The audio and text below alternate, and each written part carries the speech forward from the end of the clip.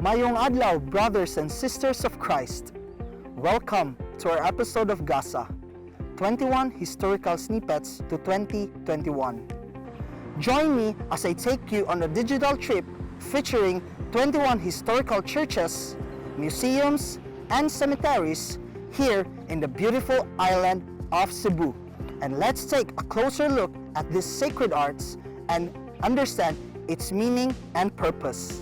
And don't forget to like and follow the official page of the Archdiocese of Cebu for the 500 years of Christianity and the CSR page of Smart Communications Incorporated, Smart Communities in Facebook, Instagram, and Twitter.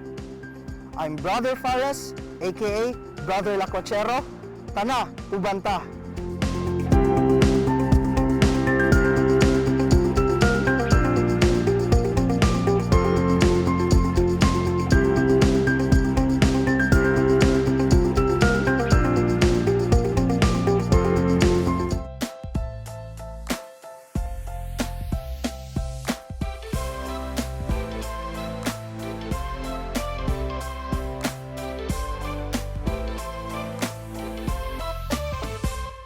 Tana, ubanta!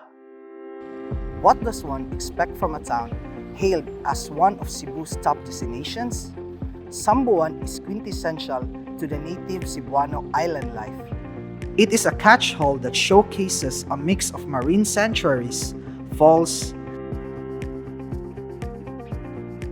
lakes, and cold water springs.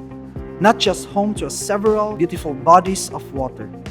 The town also has landscapes such as mountain peaks, caves, and even establishments that tourists frequently visit like heritage sites, historical churches, museums, and monuments. Even just listing them down makes for a mouthful. Imagine exploring the entire town and all its attractions. No wonder Samboan is dubbed the People's Paradise. Samboan could very well be an aesthetic backdrop for your next Instagram-worthy photo shoot, with its cool and clean waters that make up the basics of every good beach picture, or the breathtaking sceneries that town gives you after a long hike to the peak of the mountain. But more than its postcard-worthy views, the town is also a cultural and historical hub. Having gone through the era of colonization and war, it is no surprise that Samboan has many heritage structures that span several decades and even centuries. Some interesting buildings that were put up by the Spanish invaders include the Campanario de Antigua, the tallest and most well-preserved watchtower in Cebu. What used to be 3 levels of coral stone slabs for walls and terracotta tiles as roofs had been left in ruins by the year 1970. Roofless and with barely any pillars left, the watchtower slowly underwent a rehabilitation process which made it the beauty that it is today. Stone walls, sturdier flooring, and steps leading to the 2 higher levels, and wooden railings. Now, residents and tourists alike can visit the tower and climb to its 3rd level to enjoy the fresh air and enjoy a 360-degree view of the town and its environs. A worthy neighbor to this remarkable structure is yet another prized treasure of the town, the St. Michael the Archangel Church. Yet another antique Spanish-built church, the San Miguel Archangel Church, happens to be one of the oldest in Cebu. It was built in 1842 and has been the place of worship of its townspeople for the past 200 years. The edifice has been frequently described as being unique in its design, and unlike most churches built during the Spaniards' reign, this uniqueness was brought about by the lack of a cruciform design and the bare facade that the church has, not showcasing any embellishments that most Spanish-built churches are mostly known for. Its interior is made of black and white flooring, machuca tiles done in chevron, and harlequin patterns. Signs of the church's reconstruction show in the retablo that appears recently painted, although its woodwork can clearly be picked out as material from colonial origins. Other clues to its rehabilitation are holes that mark an area that could have once had a pulpit, which has disappeared. Additionally, The ceiling painting is one of the church's recent developments.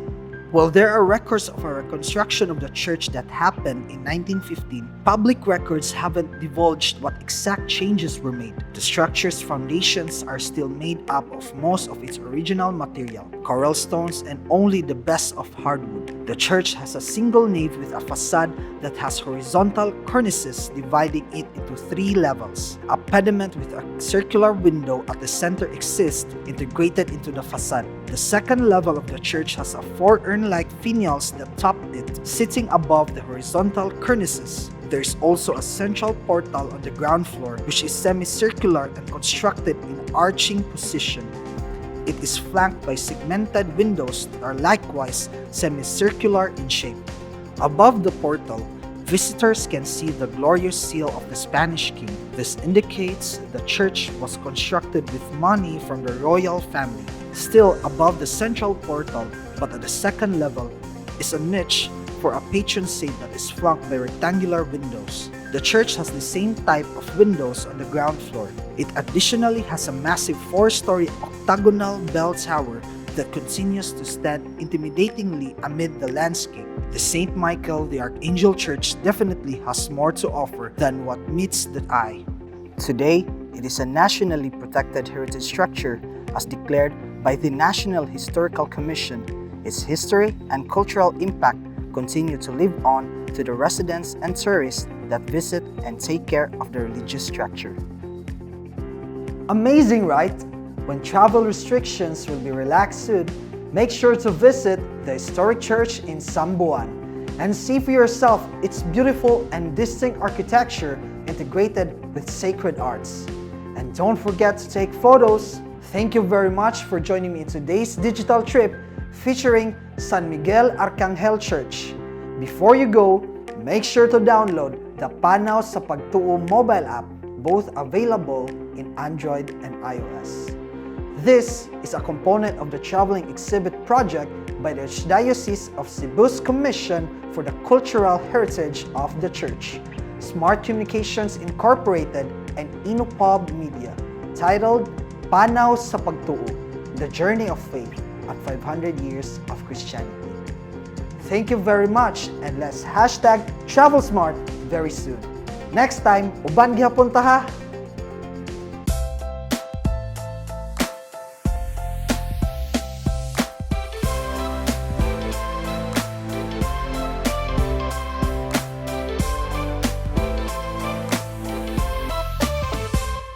Tana, uban ta!